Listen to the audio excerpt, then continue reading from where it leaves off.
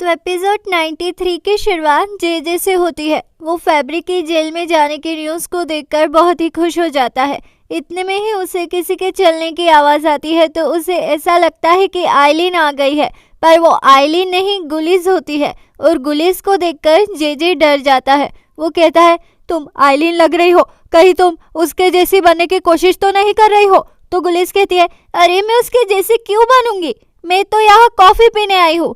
फिर सीन जे और सनम पर शिफ्ट होता है, जहाँ सनम जे से कहती है, मैं अकेली हो गई हूँ, जान जा रहे हैं। तो जे कहता है, सनम ठीक से एक्सप्लेन करो। तो सनम कहती है, उन्हें पता चल गया कि मैंने फैब्रिक को परफ्यूम दिया है और माउंटेन हाउस पर पोलन भी थी। तो जे कहता है, वो कोई और होगी, पोलन नहीं होगी, उसकी लंबी लंबी टांगे हैं इसलिए तुम्हें लगा होगा कि वो पोलन है। तो सनम कहती है, वो चले गए हैं, ऑफिस भी नहीं आए हैं वो आज। तो जे कहता है, नहीं ऐसा नहीं है, वो आ रहे हैं। तो सनम कहती है, जे मुझे रोना आ रहा है, क्या मैं आर्काइव रूम में चली जाऊं। तो जे कहता है, हाँ जल्दी जाओ, जाओ यहाँ से। फिर सीन लायला और एमरी पर शिफ्ट होता है, जहाँ लायला एमरी से कहती है, मिस्टर एमरी, आपको पता है ना सनम ने ये परफ्यूम जान के लिए दिया था, वो दोनों अलग नहीं होने चाहिए, प्लीज हेल्प सनम। तो एमरी कहता है, ओके लायला, पर तुम्हारा क्या तुम आइलिन और मेरे वजह से एंगेज नहीं हुई हो। तो लायला कहती है, नहीं मिस्टर एमरे, मैं बस ये सोचकर अलग हुई हूँ कि हम दोनों काफी अलग हैं, हम कभी एक नहीं हो सकते। फिर सीन मिल्की वे और मूजो पर शिफ्ट होता है, जहाँ मूजो नई दुकान में टेबल बनाते बनाते टेबल टेढ़ा कर देता है। तो मिल्की वे कहती है, अरे ये तो बैठने से पहले ही सो गया। इतने में ही मेली हाथ सैंडविच लेकर आती है और कहती है, अरे मूजो, ये टेबल तो बिल्कुल तुम्हारी तरह ही टेढ़ा बना है। वैसे तुम दोनों पार्टनर्स बहुत ही ऐश कर रहे हो, क्या दुकान है तुम लोगों की, आहा। ऐसा कहकर मेली हाथ मूजो और मिल्की वे को लेकर बाहर बैठ जाती है और वो तीनों भी बाहर बैठकर बहुत गप्पे लड़ाते हैं। तो ये सब देखकर आइसुन वहाँ आकर मूजो को उसके कपड़े देती है और मिल्की वे को मूजो की आईडी देते हुए कहती है, अब से तुम ही इसे गोद ले लो। मूजो, अब से तुम मेरे बेटे नहीं हो, अपनी शक्ल तक मत बताना मुझे। ऐसा कहकर आइसुन वहाँ से चली जाती है। फिर सीन डेरेन पर शिफ्ट होता है, वो फिर से सब पर चिल्लाती है। तो इतने में ही सनम जे के पास आकर बैठ जाती है। तो जे कहता है, तुम्हारा रोना हो गया क्या सनम। तो सनम कहती है, मिस्टर जान नहीं आए ना। इतने में ही ऑफिस में जान आता है तो सनम उसके आगे पीछे घूमती है, पर वो सनम को भाव नहीं देता है, वो डेरेन से ही बात करता है। तो सनम जान से कहती है, आप ठीक तो है ना जान। तो डेरेन कहती है, सनम, हम यहाँ पर किसी से किसी की हेल्प पूछने नहीं आए हैं, हम यहाँ पर काम कर रहे हैं, तुम्हारी स्क्रिप्ट रेडी है या नहीं। तो सनम कहती है, हाँ रेडी है, ये रही विजुअल प्रिंट। तो जान कहता है, ये प्रिंट हम बाद में पढ़ लेंगे। ऐसा कहकर जान सनम को इग्नोर करके वहाँ से चला जाता है और एमरे से कहता है, एमरे, आइलिन की कंपनी में अभी भी 20% शेयर्स है, तो तुम उससे बात करो, उससे कहो कि अगर हमें वो शेयर्स वापस करती है वो, तो हम हमारी कंप्लेंट वापस ले लेंगे और उसे जेल से बाहर निकालेंगे। तो एमरे कहता है, ठीक है भाई, मैं उससे बात करता हूँ। फिर सीन जे और सनम पर शिफ्ट होता है, जहाँ जे सनम से कहता है, जाओ जाके मेनका बन जाओ, तुमने ये पहले भी किया है सनम, हार मत मानना, जाओ। तो सनम वैसा ही करती है, वो जान के ऑफिस में जाकर उसे प्रोजेक्ट स्क्रिप्ट बताते हुए उसे सेड्यूस करने की कोशिश करती है और जान पर इसका काफी अच्छा इफेक्ट भी गिरता है। तो इतने में ही पोलन वहाँ आ जाती है। तो जान सनम से कहता है, जाओ ये स्क्रिप्ट जाकर डेरेन को बता दो, मेरे पास टाइम नहीं है, पोलन तुम अंदर आ जाओ। तो सनम कहती है, वो ऑलरेडी अंदर आ चुकी है। और पोलन को देखकर सनम छींक कर वहाँ से चली जाती है। फिर सीन पोलन और जान पर शिफ्ट होता है, जहाँ पोलन जान से कहती है, प्लीज जान चलो ना, अपने लिए थोड़ा सा टाइम निकालो, हम दोनों साथ में बॉल्कन चलते हैं, क्या कहते हो। तो जान कहता है, वैसे आइडिया बुरा नहीं है, मैं सोचता हूँ इस बारे में। फिर सीन ऑफिस में शिफ्ट होता है, जहाँ बाकी के सभी ये गॉसिप करते हैं कि सनम और जान का ब्रेकअप हो गया है। तो ये गॉसिपिंग सुनकर सनम डेस्क पर पड़े पेजेस फाड़ने लगती है। तो हुमा उसे आकर कहती है, ये क्या कर रही हो तुम। तो जे हुमा से कहता है, वो वेस्ट वाले पेपर्स फाड़ रही है और कुछ नहीं। तो हुमा कहती है, पता नहीं इस लड़की को स्क्रिप्ट राइटर क्यों बनाया गया है, मुझे नफरत है ऐसे लोगों से।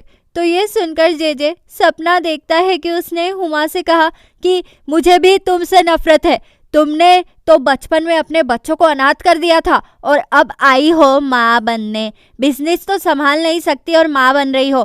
तुम एक औरत नहीं मेडुसा हो, मेडुसा, तुम्हारे बालों में सांप है। इतने में ही जेजे का सपना टूट जाता है तो हुमा कहती है, तुम मुझे घूर क्यों रहे हो, जाओ जाके अपना काम करो। फिर सीन मिल्की वे और मोजो पर शिफ्ट होता है। वो दोनों भी अपने दुकान के बाहर ऑर्गेनिक का सेल लगा रहे होते हैं। तो इतने में ही निहात पापा बाहर आकर कहते हैं, मुझसे प्रोडक्ट लो, मैं आपको 40% डिस्काउंट दूंगा। तो ये सुनकर सब निहात पापा के पास चले जाते हैं। तो मिल्की वे कहती है, यहाँ आइए, मैं आपको 50% डिस्काउंट दूंगी। तो निहात पापा कहते हैं, मैं 80% डिस्काउंट दूंगा। तो मिल्की वे कहती है, मैं 90% डिस्काउंट दूंगी, यहाँ आइए। तो ये सुनकर सब मिल्की वे के दुकान के पास चले जाते हैं। तो मुझो कहता है, अरे मोहल्लो वालों, हमारा माल ऑर्गेनिक है, यहाँ आइए, हम 90% तो नहीं दे सकते पर कुछ ना कुछ डिस्काउंट तो आपको जरूर मिल जाएगा। फिर सीन एहसान पर शिफ्ट होता है। वो आयसन से कहता है, हम भी ऑर्गेनिक मार्केट में इन्वेस्ट कर दे क्या मुझो के साथ, इसमें बहुत पैसा है। तो आयसन कहती है, हाँ कर दो, लेकिन फिर तुम मेरे दुकान पर पैर रखने की सोचना भी मत। फिर सीन एमरे और जान पर शिफ्ट होता है, जहाँ एमरे जान से कहता है, भाई आइलिन ने शेयर्स देने के लिए हाँ कर दिया है। तो जान कहता है, चलो ये तो अच्छी बात हुई है एमरे, मैं कुछ दिनों के लिए एग्वा जाना चाहता हूँ, इसलिए मैं पावर ऑफ अटर्नी तुम्हारे नाम कर रहा हूँ। तो एमरे कहता है, पर क्यों ये सब तुम इतने जल्दी क्यों कर रहे हो? तो इतने में ही अंदर हुमा आ जाती है और कहती है, तो तुम कहीं पर जा रहे हो? मैं तुम्हारे लिए खुश हूँ बेटा, वैसे कहाँ जा रहे हो तुम? तो जान कहता है, पता नहीं। ऐसा कहकर जान वहां से चला जाता है। फिर जान के जाते ही एमरे मैसेज करके लायला और सनीम को अपने कैबिन में बुलाता है। वहीं दूसरी ओर हुमा पोलैंड को फोन करके कहती है, पोलैंड वो कहीं अकेले घूमने जा रहा है, हाँ बाकी सब तुम देख लेना, तुम इसमें तो काफी माहिर हो। फिर सीन लायला, सनीम और एमरे पर शिफ्ट होता है, जहाँ लायला और एमरे सनीम को जान के पीछे पीछे ट्रिप में जाने के लिए कहते हैं। तो सनीम कहती है, मैं कैसे जाऊँ, ये अच्छा थोड़ी ना लगेगा, वैसे भी अपॉर्चुनिटीज का फायदा उठाना पोलैंड को आता है, मुझे नहीं। ऐसा कहकर सनीम वहां से चली जाती है। तो लायला कहती है, इसे पता नहीं है कहाँ पर जिद करना है और कहाँ पर नहीं।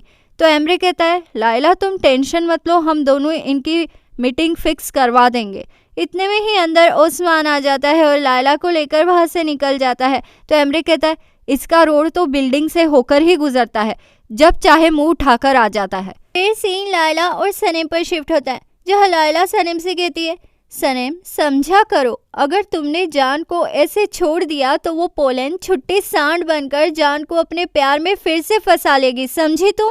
तो ये सब सुनकर सनीम सपना देखने लगती है कि पोलैंड और जान डेट पर गए हैं और वो डेट खराब करने वहाँ फायर एक्सटिंग्विशर लेकर पहुँच गए ताकि वो कैंडल्स बुझा सके। ऐसा सोचकर सनीम रियलिटी में अपने हाथों में कॉकरोच मारने का स्प्रे ले लेती है और अपने पूरे रूम में स्प्रे मार देती है, ये कहकर कि ऐसा नहीं हो सकता, जान मेरा है, सिर्फ मेरा है, मैं जा रही हूँ दीदी, हाँ मैं कल ही जान के पीछे जाऊंगी। ऐसा कहकर सनीम बैग पैक करने लगती है। तो इतने में ही वहाँ मिल्की वे आ जाती है और कहती है, कहाँ जा रही हो तुम? तो सनीम कहती है, माँ मैं बिजनेस ट्रिप पर जा रही हूँ, पोलैंड कल्चर पर। तो लायला कहती है, पोलैंड कल्चर नहीं माँ, एपी कल्चर। तो मिल्की वे कहती है, ओके जाओ, पता है हमने आज सारे ऑर्गेनिक प्रोडक्ट्स बेच दिए पर हम पैसे नहीं कमा पाए। तो सनीम कहती है, पर कैसे माँ? तो मिल्की वे कहती है, हाँ मुझे कैलकुलेशन करनी पड़ेगी, तुम फिक्र मत करो, मैं जा रही हूँ। ऐसा कहकर मिल्की वे वहाँ से चली जाती है। फिर सीन जेजे और अयान पर शिफ्ट होता है, जहाँ वो दोनों भी साथ में डिनर करते हैं और फिर डांस। इतने में ही डोरबेल बजती है तो जेजे दरवाज़ा खोलने चला जाता है। तो अब आगे क्या होगा, दरवाजे पर कौन आया है, आगे क्या होगा, जाने के लिए बने रहिए मेरे चैनल दीवाने हैं हम पर। जल्द मुलाकात होगी अगले एपिसोड में। लाइक शेयर सब्सक्राइब कर दो, अच्छे लगे हम तो मानो इतनी सी बात, दीवाने हो तुम तो लाइक शेयर सब्सक्राइब कर दो, अच्छे लगे हम तो मानो इतनी सी बात, दीवाने हो तुम तो। अलविदा दीवानों, जल्द मुलाकात होगी अगले एपिसोड में।